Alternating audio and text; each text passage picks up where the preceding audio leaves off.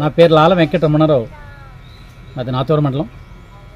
మరి ఈరోజు మా రాష్ట్ర సంఘం పిలుపు మేరకు అనకాపల్లి జిల్లా పార్లమెంట్ నియోజకవర్గానికి నన్ను కన్వీనర్గా, చెరువుల పరిరక్షణ సమితి కన్వీనర్గా నన్ను నియమించడం జరిగింది.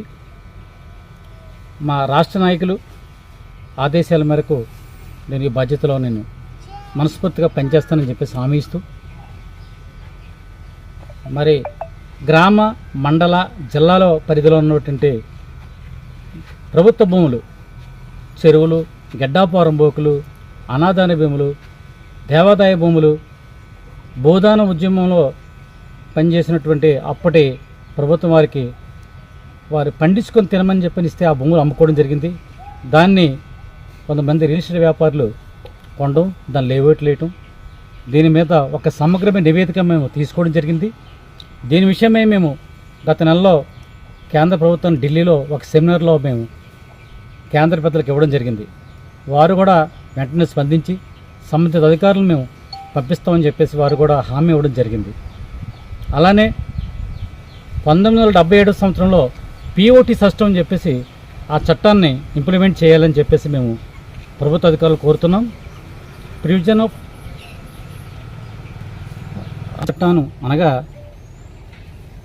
ప్రివిజన్ ఆఫ్ ట్రాన్సాక్షన్ అనే చట్టాన్ని పూర్తిగా అమలు చేయాలని, ఎక్కడ భూ కబ్జాలు జరిగినా దాన్ని వెంటనే వెనక్కి అక్రమందాలను వెనక్కి తీసుకోవాలని, కాలుష్య నివారణకు అలాగే పర్యావరణాన్ని కాపాడడం గురించి దోహదం చేస్తుందని చెప్పేసి మా సంఘం ముఖ్య ఉద్దేశం.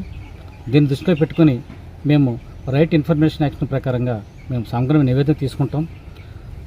నిషేధిత భూ చట్టంలో ఉన్నటువంటి సర్వే నెంబర్లు కూడా కొన్ని మేము ఈ చట్టం ద్వారా తీసుకుని ప్రతి ఒక్కరికి, ప్రతి గ్రామ పంచాయతీ మీద ఆఫీస్లో కూడా దీని బోర్డులు కూడా వేలాడతీయమని చెప్పేసి మేము డిమాండ్ చేస్తున్నాం.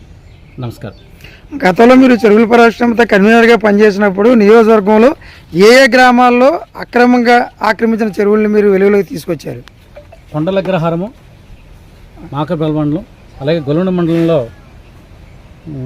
కొత్తూరు, అలానే మొలగపొడి, తర్వాత నాతూరు మండలంలోని గురుపొడిలో కొన్ని సమస్యలు మీద తీయడం జరిగింది.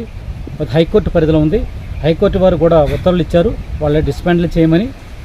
ఈ రాష్ట్ర ప్రభుత్వం, అప్పుడు వైఎస్ఆర్ ప్రభుత్వం దీన్ని తొంగలో తొక్కింది. దీన్ని మళ్ళీ తెరపైకి తీసుకొస్తాం. సంబంధిత ఉప ముఖ్యమంత్రి గారు పవన్ కళ్యాణ్ దృష్టికి తీసుకెళ్ళడం, వారు కూడా మాకు వచ్చే నెల అపాయింట్మెంట్ కూడా ఇచ్చారు. వారి దృష్టిలో పెడతాం. తప్పనిసరిగా అక్రమణదారులని, భూ కబ్జాదారులని మాత్రం భర్తం పడతాం.